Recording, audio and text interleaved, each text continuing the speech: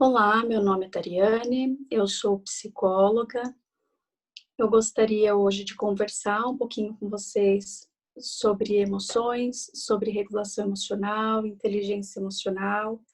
Eu vim aqui a convite do RH da Prefeitura de Bauru, então eu também sou servidora pública, trabalho na Secretaria de Planejamento e a ideia é hoje poder contribuir com a Semana do Servidor, né? Com a nossa semana.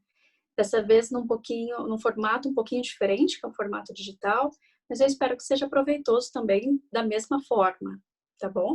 Vou tentar aqui compartilhar a minha tela com vocês, para vocês conseguirem ver a apresentação.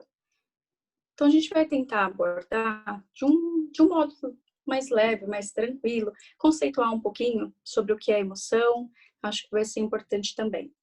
Então, são tantas emoções, né? A importância da regulação emocional para o ambiente de trabalho. Além de psicóloga, eu também sou mestre em Psicologia do Desenvolvimento e Aprendizagem pela Unesp de Bauru e também trabalho no Instituto Therapy em Bauru como psicóloga clínica. Então, o que a gente tem para falar aí, primeiro, e entender? O que são emoções? O que diferencia uma emoção de um sentimento, de um estado motivacional, de um estado de emoção? Basicamente, quando a gente pensa em emoção, a gente vai estar falando de características inatas. Embora ainda não exista uma conceituação tão sólida sobre essas diferenciações entre emoções e sentimentos, hoje já existe uma crença, já existem estudos que comprovam a existência de emoções inatas. O que isso significa? Significa que uma pessoa que demonstra uma emoção aqui no Brasil, ela demonstra da mesma forma no Japão, que ela demonstra da mesma forma lá na África, que ela demonstra da mesma forma na Itália.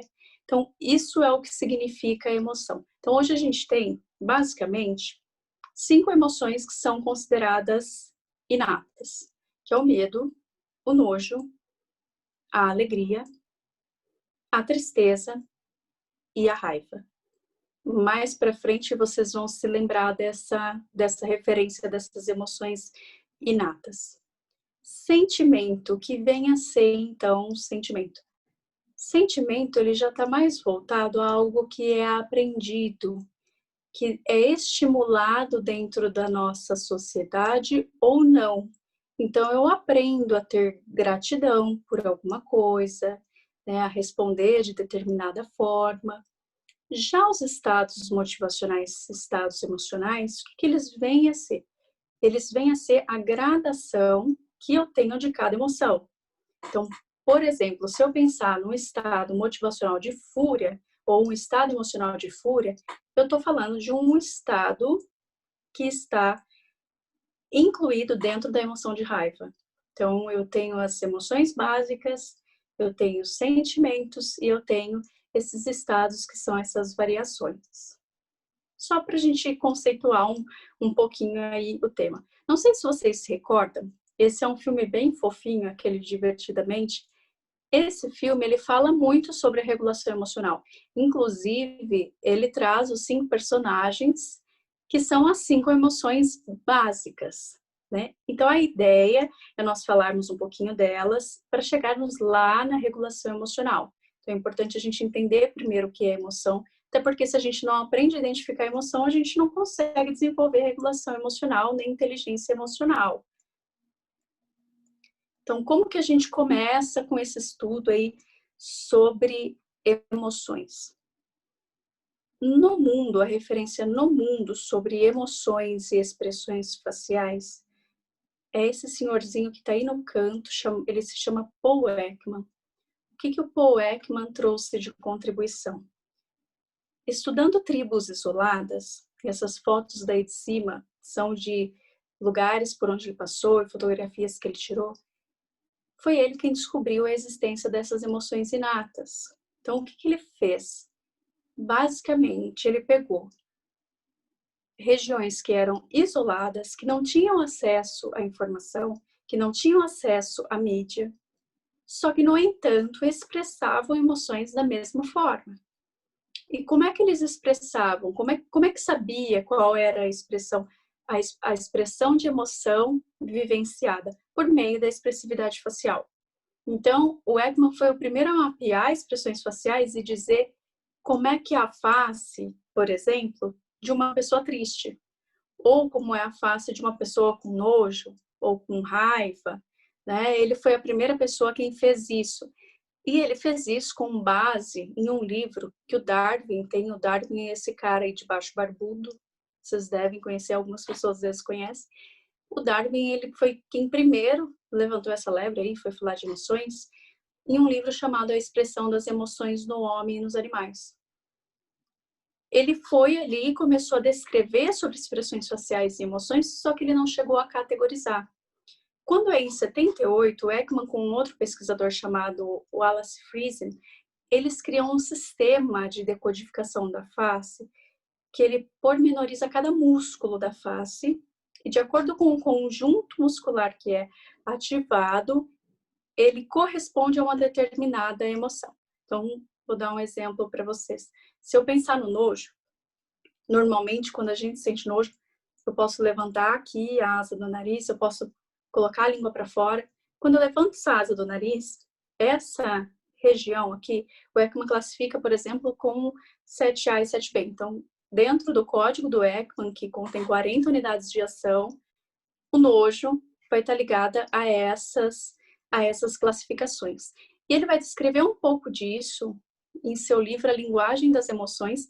É um livro, ele está um pouco já antigo, acredito que de 2010, mas esse livro ele traz não só sobre expressões faciais, mas ele traz um conteúdo bastante importante, que é a respeito do reconhecimento de algumas expressões faciais de emoção, como que nós podemos reconhecer, e também traz os contextos mais comuns dessas emoções.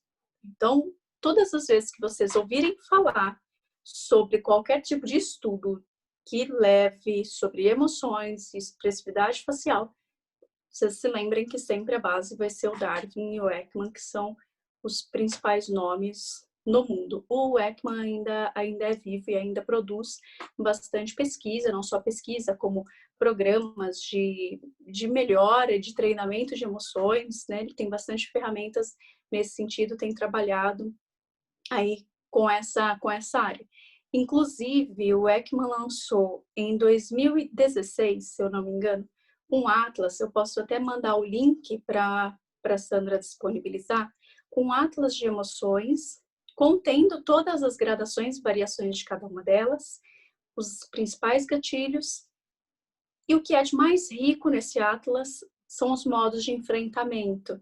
Então, nos modos de enfrentamento, ele traz vídeos que ele gravou junto com o Dalai Lama, dizendo ali sobre como gerenciar essas emoções, o que eu poderia fazer para regular a minha raiva, para regular a tristeza, para regular as emoções negativas, principalmente. E aí, esse atlas, embora não esteja ainda traduzido para a língua portuguesa, ele está sendo traduzido, então por isso eu vou disponibilizar o link, porque acredito que em breve ele tenha disponível. É uma ferramenta bastante interessante, muito bacana, e um recurso muito legal para a gente entender um pouco mais de emoções e poder aproveitar esse conteúdo para o nosso dia a dia. Então, sempre quando a gente pensar em emoções, a gente vai se lembrar dessas pessoas que eu estou te falando. Então, para que serve as emoções? Via de regra, todo comportamento existe para uma função. Todo comportamento tem uma função. No caso das emoções, para que ela serve? Preparar-nos e motivar-nos para ações. Então, eu vou dar um exemplo. A emoção de medo, embora em algumas situações ela possa nos travar e fazer com que eu não reaja, ou ela possa me causar muito mal a ponto de eu ter uma crise de pânico ou uma crise de ansiedade. Ela é muito adaptativa quando eu, por exemplo, visualizo algo que pode me oferecer risco e eu fujo. E eu tenho a reação de fugir. Eu só tenho essa reação porque eu tenho medo. E o medo, ele me protege, vai me proteger até com relação à sobrevivência, muitas vezes. Além disso, as emoções, elas nos possibilitam avaliar o ambiente de um modo muitíssimo rápido. Então, imagina você que eu tô lá, no meio de uma selva, e vem um leão lá de cara comigo. Eu bato o olho no leão, rapidamente eu olho que árvore que eu posso subir, para onde que eu posso correr.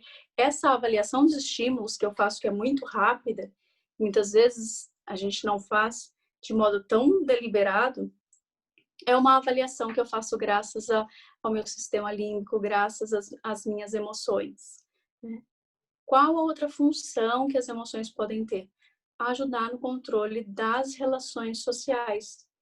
Imaginem vocês se eu tenho um amigo, um colega, e eu estou conversando com ele, e ele é completamente inexpressivo. Tem a face completamente inexpressiva. Sabe quando a pessoa fala sobre a cara de paisagem? Exatamente. É muito desconfortável eu conversar com alguém assim. Ou você imagina, por exemplo, eu te contar algo de muito sofrimento para mim e você permanecer com a face neutra.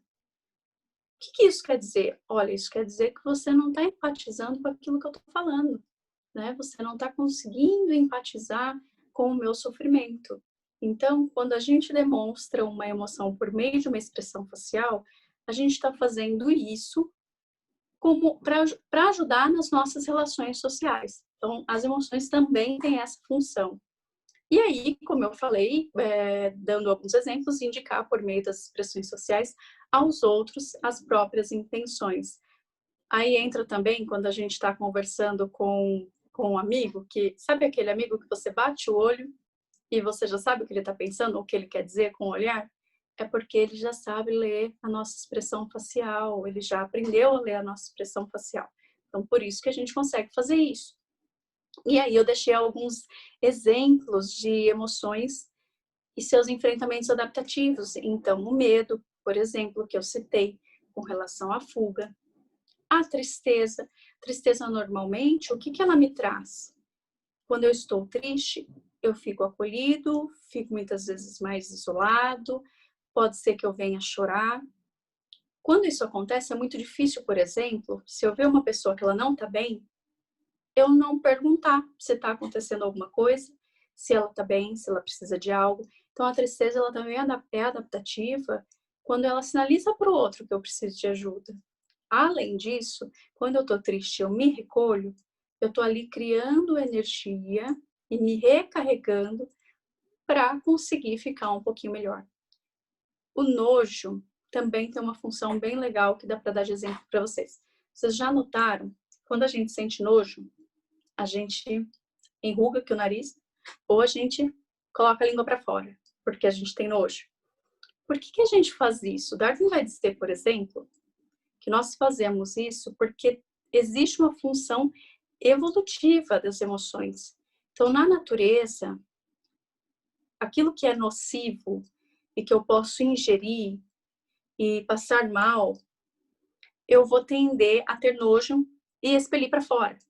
Então, vocês podem notar, por exemplo, que normalmente isso acontece com sabores que são amargos, coisas que são amargas ou azedas, porque normalmente o que é nocivo na natureza não são coisas docinhas, né? São coisas mais amargas. O nosso paladar, ele vem lá programado para o que é docinho, porque a gente nasce e o nosso primeiro contato é com leite materno, né?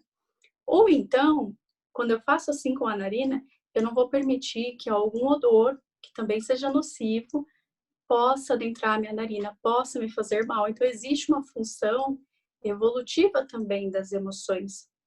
Eu coloquei aí também o sorriso, porque o sorriso, embora ele não seja uma emoção em si, mas ele represente diversas emoções, é a expressão facial mais complexa que existe a ser estudada, existe uma função muito bacana no sorriso de regulação, que é, por exemplo, o sorriso social, aquele sorriso que a gente escolhe sorrir para alguém. O que ele significa?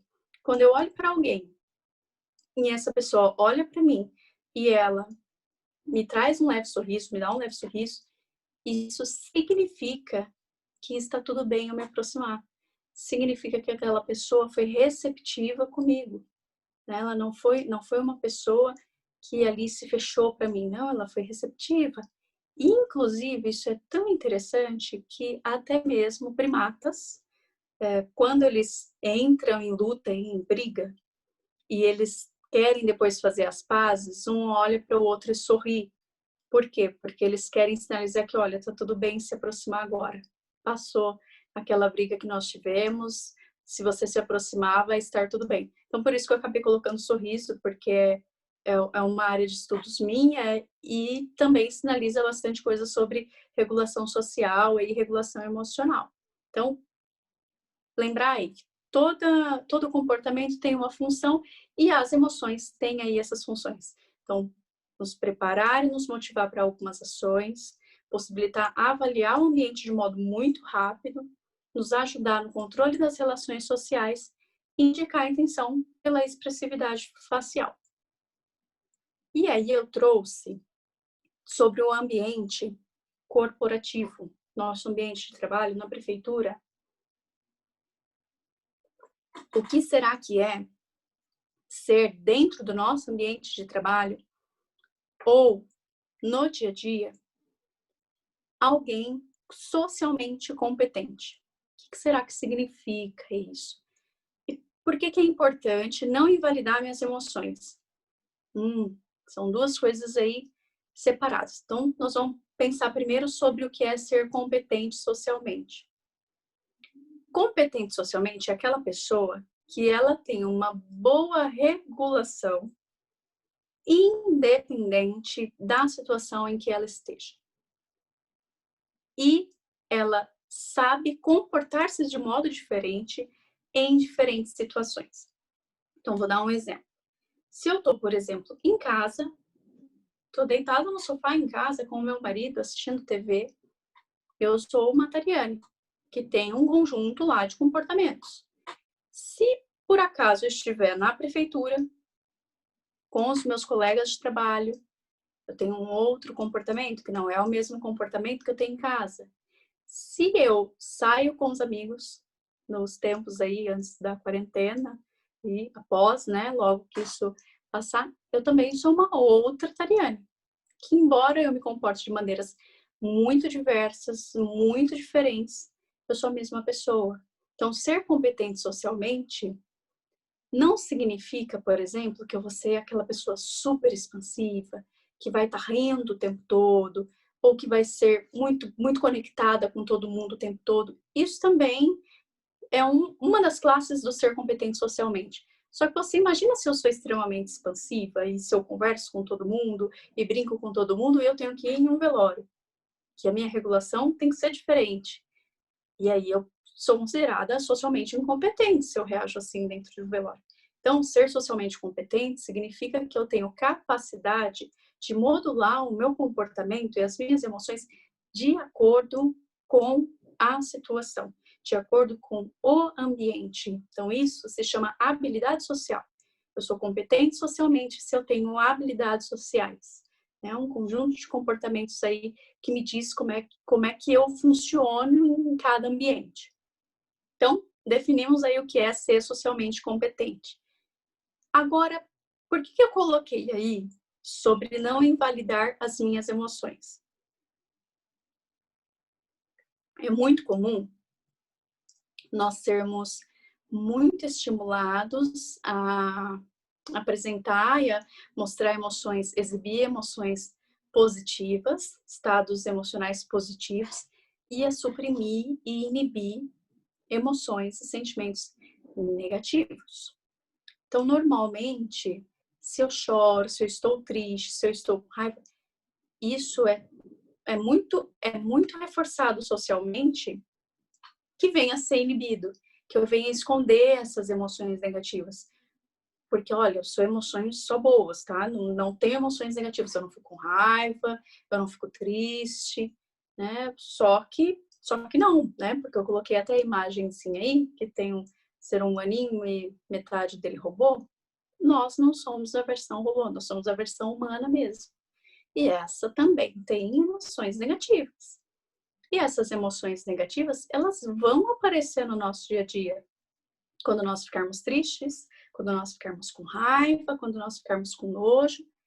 E aí, o que eu faço? Eu só finjo que não está acontecendo nada comigo? Não, eu preciso validar o que eu estou sentindo. Se eu estou com raiva, tá tudo bem sentir raiva. Se eu estou com medo, tá tudo bem sentir medo. Se eu estou triste, tudo bem estar triste, desde que exista um contexto que propicie que eu tenha essas emoções, né? Então, eu estou triste porque existe um motivo, né? Porque senão a gente tem que pensar em questões patológicas também da tristeza, ou porque eu pensei a respeito de algo, estou passando por uma situação, e tá tudo bem eu exprimir essas emoções, mesmo no meu ambiente de trabalho, só que a gente tem que pensar na forma em como é que eu vou exibir.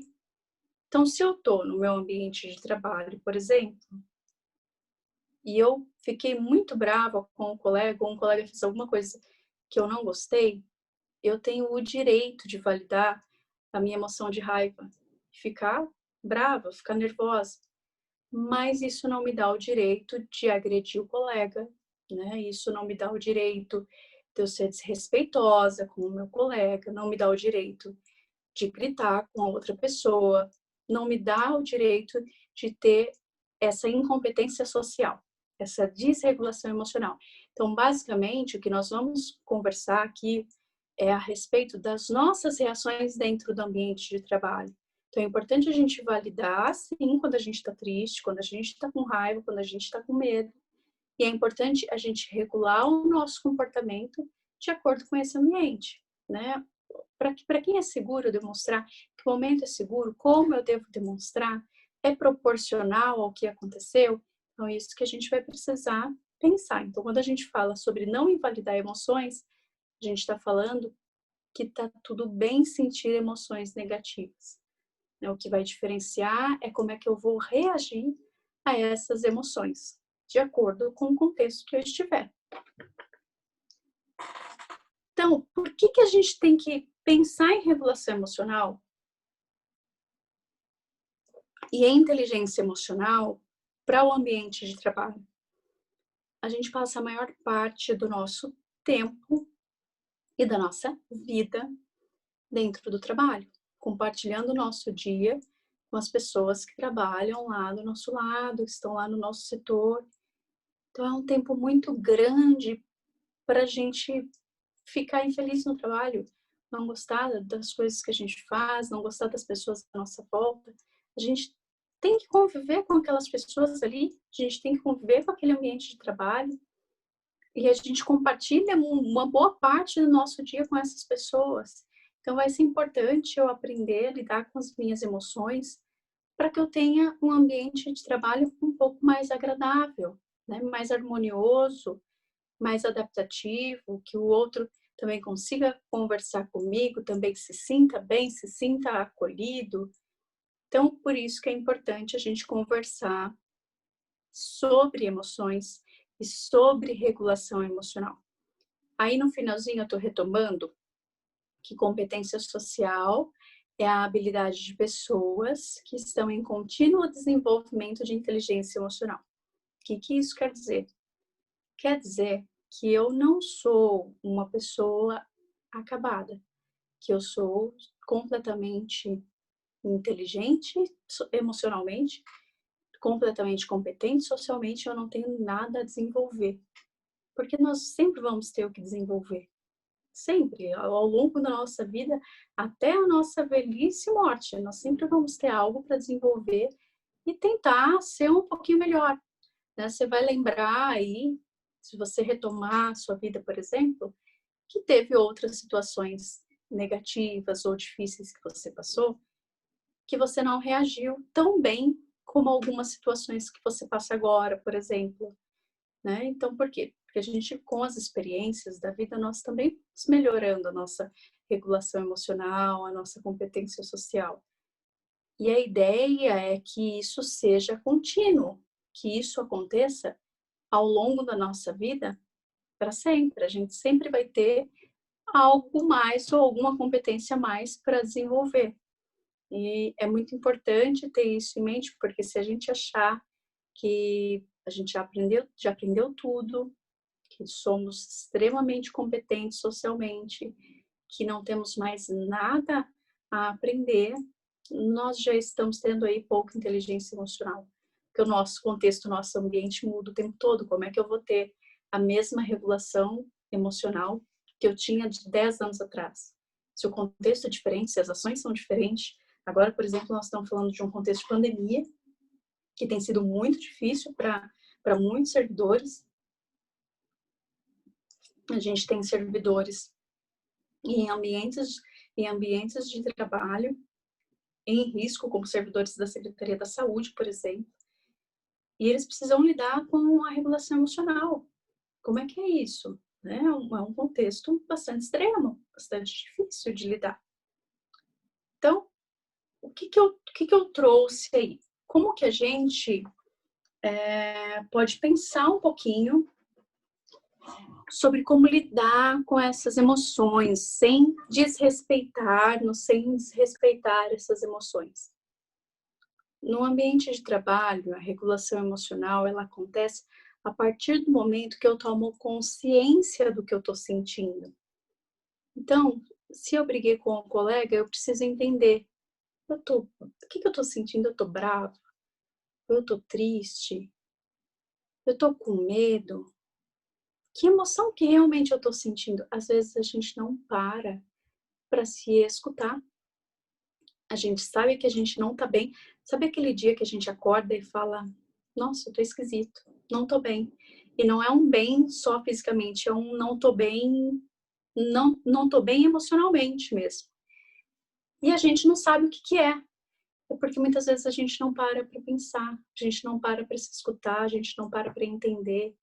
E aí, muitas vezes, quando a gente para, a gente consegue entender, olha, ontem eu briguei com o fulano, eu discuti com tal pessoa e eu acho que é isso que está me fazendo mal, que não estou muito bem, né? Então é importante eu tomar consciência até para eu entender o que é possível reparar, o que é possível entender, o que está acontecendo ali naquela situação e como é que a gente para ter consciência das nossas emoções. Parece a coisa mais boba do mundo, mas a gente para e respira. O que será que o meu corpo está falando? Será que eu tô tenso assistindo esse vídeo? Será que eu tô com medo? Será que eu tô triste de ter que ir trabalhar no dia seguinte? Ou tem alguma coisa me incomodando? Se eu não aprender a identificar o que eu tô sentindo, como é que eu vou agir para regular isso? Como é que eu vou agir para gerenciar essa emoção? Como que eu vou agir para tentar melhorar o meu ambiente de trabalho, as minhas relações? Muito difícil. O primeiro passo é a gente parar para nos ouvir, né? E aí, a partir do momento que a gente nos escuta, que a gente entende o que está acontecendo, nós precisamos aprender a definir que reações emocionais são adaptativas e quais reações emocionais são desadaptativas para cada situação. Então, eu dei um exemplo de alguém que fica irritado. Tá tudo bem eu ficar irritado, ficar bravo, ficar com raiva, ficar nervoso. Mas será que eu reagir com indelicadeza com o meu colega de trabalho é a melhor forma que eu tenho para manifestar essa emoção? Será? Será que eu sair brigando com todo mundo e chego em casa, brigo com o meu marido e brigo com o irmão, com a mãe? Será que é mesmo a melhor forma de eu lidar com a raiva? Se eu tô triste, será que só eu me isolar completamente é a melhor forma de eu lidar com essa tristeza? Se eu tô com medo, será que eu deveria ficar realmente paralisado e não conversar com o meu colega sobre alguma situação que talvez ele pode me ajudar e ele pode me dar alguma alternativa, alguma sugestão, né? Então, o que a gente precisa definir? Qual reação emocional é adaptativa e ela é proporcional a cada situação? Então, eu vou dar um exemplo. Eu posso ficar bravo, irritado, nervoso, porque alguém usou minha caneca lá no meu setor da prefeitura. Alguém usou minha caneca, sujou e não lavou minha caneca, e eu fiquei muito irritada, porque fizeram isso. Tá, posso ficar irritada. Mas será que eu vou arrumar briga ali com alguém? Será que eu vou arrumar confusão com um colega? Eu vou ir atrás da caneca? Vai acontecer ali um furdunço porque alguém usou minha caneca? Né? A gente precisa pensar o quanto as nossas emoções não só elas são congruentes, mas o quanto elas são proporcionais. Nós estamos num período de pandemia que está todo mundo extremamente sensível. Então, a gente precisa entender que as nossas reações, muitas vezes, elas são desproporcionais. E a gente precisa aprender a regular isso. E também aprender a ter empatia quando algum colega também apresenta essa dificuldade. Porque até então, todos nós estamos aprendendo aí a regular essas emoções. E alguém, pode ser que em algum momento, também reaja de maneira desproporcional. Poxa, o que eu posso fazer para ajudar esse colega? Será que ele está bem? Será que está acontecendo alguma coisa com ele? O que será que eu posso ser útil e ajudá-lo? Será que ele está com medo? Será que ele está triste? Será que ele precisa de alguém que possa ouvi-lo e isso vai aliviar? Muitas vezes, coisas muito simples que a gente faz pode auxiliar um colega nosso. Eles não querem, na maioria das vezes, uma solução milagrosa, né? Às vezes tem gente do nosso lado só querendo ser ouvida. Ter alguém para desabafar, para conversar.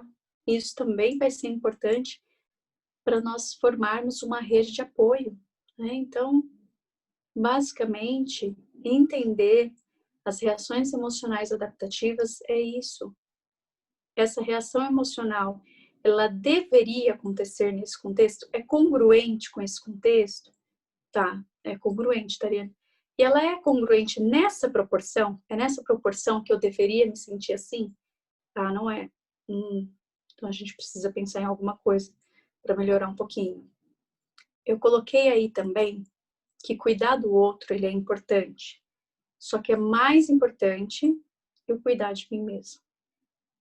Por que eu coloquei isso? Existem pessoas, por exemplo, que são muito solistas, que vão sempre estar prontas para ajudar o outro, para acolher, para cuidar, porém acabam negligenciando a si mesmas, acabam ultrapassando seus próprios limites, às vezes em uma situação que deveria se posicionar, que deveria dizer o que está sentindo, se negligencia e ninguém sabe que aquela pessoa não está bem, que as coisas não estão indo bem, né? E as pessoas, incrivelmente, não têm bola de cristal. As pessoas não têm a capacidade de olhar para nós e descobrir magicamente o que é que está acontecendo. É o nosso papel comunicar, é o nosso papel falar. E isso não quer dizer que nós somos vulneráveis ou que nós somos fracos. É importante nós termos colegas, mesmo no ambiente de trabalho, que a gente confie, que sejam pessoas cuidadosas conosco, que sejam pessoas afetivas, né? Em geral, a maioria das pessoas no ambiente de trabalho tem aquela pessoa que você é mais próximo, que é mais chegado, que às vezes você desabafa um dia, a pessoa desabafa outro, e a gente vai se acolhendo, vai se cuidando, para conseguir ter uma saúde mental um pouco melhor e desenvolver um ambiente de trabalho mais harmonioso e agradável. Então, vai ser muito importante não se negligenciar. É importante eu cuidar do outro, mas eu tenho que cuidar de mim. E quando eu falo do cuidar de mim, eu estou falando de coisas desse tipo. A gente está, por exemplo, estou gravando essa palestra agora em setembro, nós estamos no Setembro Amarelo. Setembro Amarelo, o que ele é conhecido? Ele é conhecido como mês de prevenção do suicídio, né? Quantos servidores nossos podem estar aí em dificuldade com relação à própria saúde mental, né? Então, a gente precisa estar atento com as pessoas que estão ao nosso redor, que estão do nosso lado, né? Elas comunicam o tempo todo coisas para nós. Isso vai ser bem bem importante, né? Depois eu vou deixar também, mandar o link do Centro de Valorização da Vida. Eu acho que é um trabalho muito bacana que eles fazem, um trabalho de acolhimento também. E talvez pode ser útil aí para alguém que esteja em sofrimento psicológico, né? Sempre reforçando que é importante procurar a ajuda de um profissional da saúde mental. Mas eu vou deixar o link do Centro de Valorização da Vida. Fora isso, então eu falei que eu tenho que tomar consciência das minhas emoções. Para isso eu posso parar e respirar. Eu preciso definir se ela é congruente e ela é proporcional àquela situação.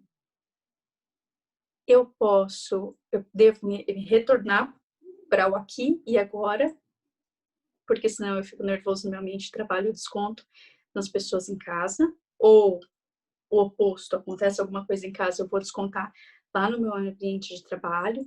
Então, se eu estou no trabalho, eu estou no trabalho. Se eu estou em casa, eu estou em casa. Muitas vezes a gente vive basicamente o tempo todo no futuro.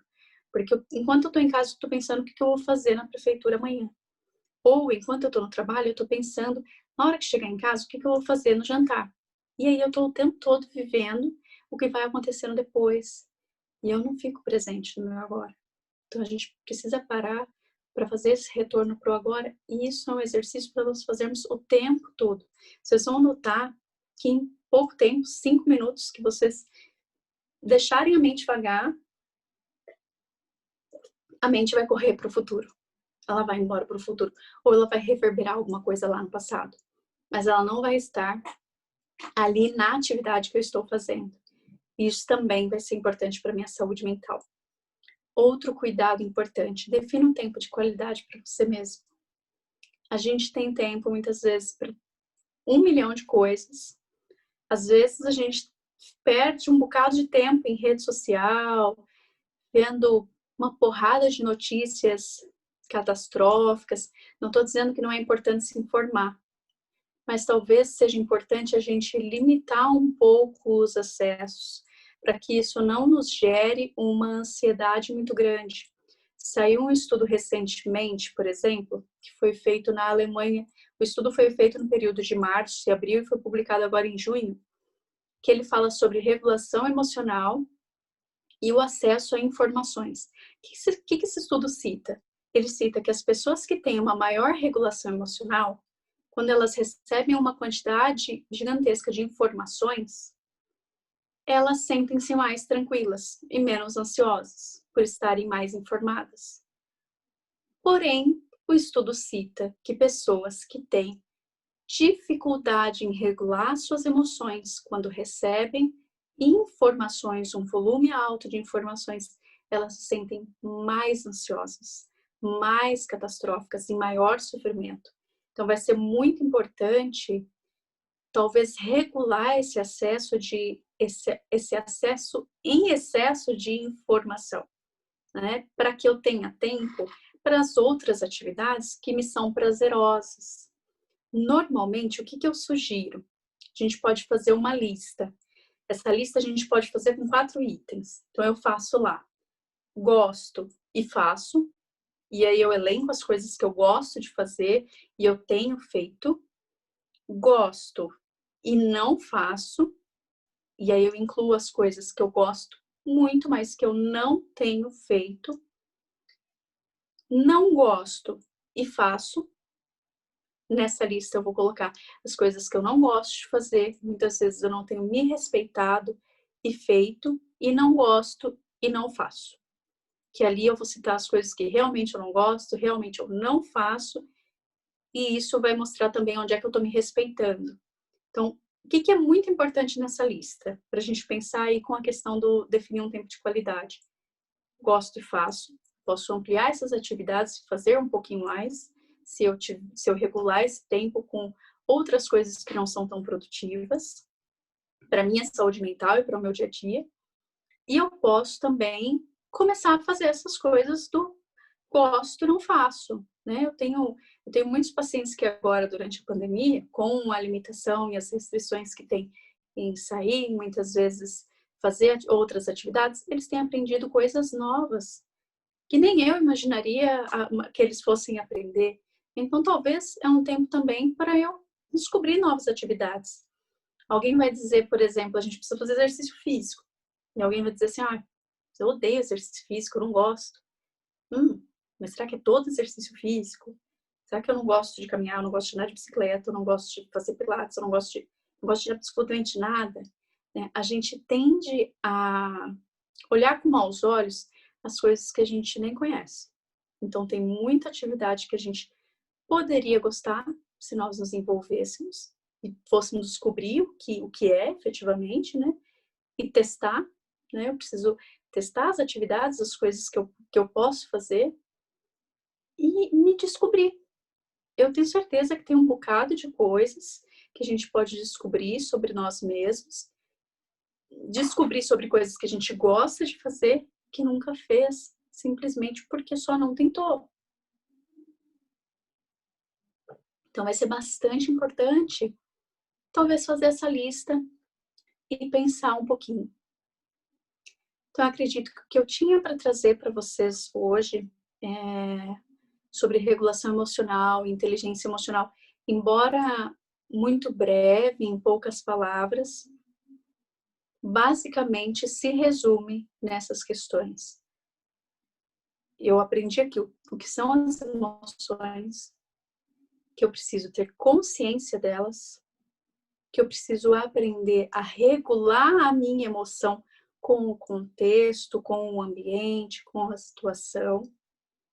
Eu preciso voltar-me o tempo todo para o momento presente, porque as coisas acontecem no presente, não é à toa que presente chama presente, né?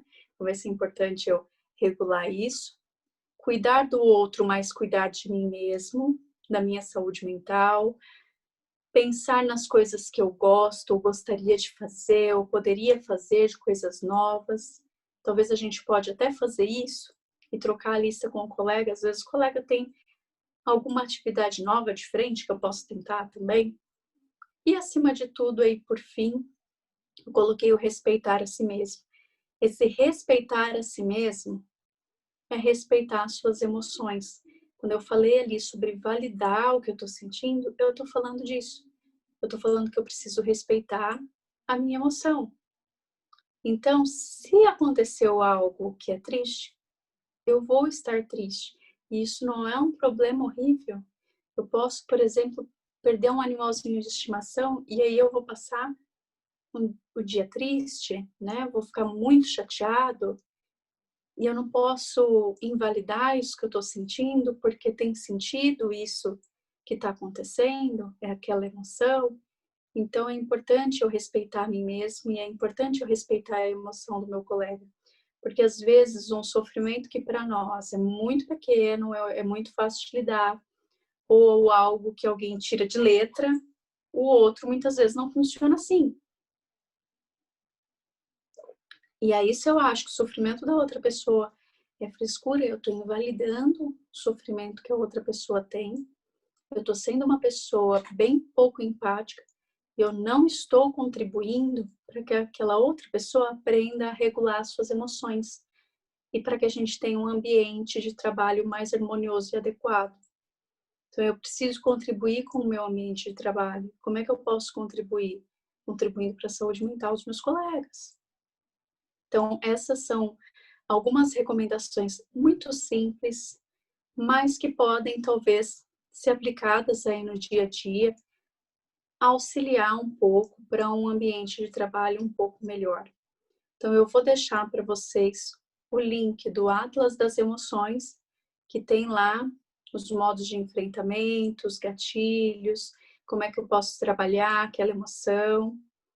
Vou deixar o link do Centro de Valorização da Vida, que também pode ser algo útil. E eu vou deixar uma recomendação de leitura, que é um livro que ele aborda uma técnica chamada de Mindfulness. O que é Mindfulness? É estar no presente. Quando eu falei para vocês do aqui e agora, que a gente está indo o tempo todo para o futuro, ou a gente está reverberando o passado, e a gente não está vivendo efetivamente o presente, eu estou falando de Mindfulness. Então, esse livro ele traz um programa de 8 semanas, de orientação. Essas 8 semanas do programa, ele é trazendo você desse piloto automático e trazendo para o aqui e agora, o que está acontecendo, o que eu estou fazendo, que atividade que eu estou realizando, que emoção que eu estou sentindo, fazendo com que eu me conecte no presente, e pode também contribuir aí para a regulação das emoções. Então, eu espero ter contribuído para vocês. Eu vou deixar com o Recursos Humanos também o meu contato. Se vocês precisarem de algo ou quiserem alguma sugestão de leitura ou alguma sugestão de vídeo, de alguma coisa que eu possa contribuir, eu também fico à disposição de vocês. No mais, fico na Secretaria de Planejamento, que é o meu local de trabalho, então também estou disponível lá na Secretaria de Planejamento. Contem comigo aí para o que precisarem. Eu desejo a todos uma ótima semana do servidor, né? Um ótimo dia nosso, né? Nós temos vivido tempos tão difíceis como servidores públicos, em que nossos direitos podem ser subtraídos, que eu acho que é muito importante a gente valorizar a conquista do serviço público e nós valorizarmos a nossa posição como servidores públicos. Eu tenho muito orgulho de ser servidora pública e eu acredito que vocês também. Então, eu gostaria muito de me despedir, agradecer essa oportunidade. No que precisarem, eu estou por aqui. Grande beijo aí para todo mundo.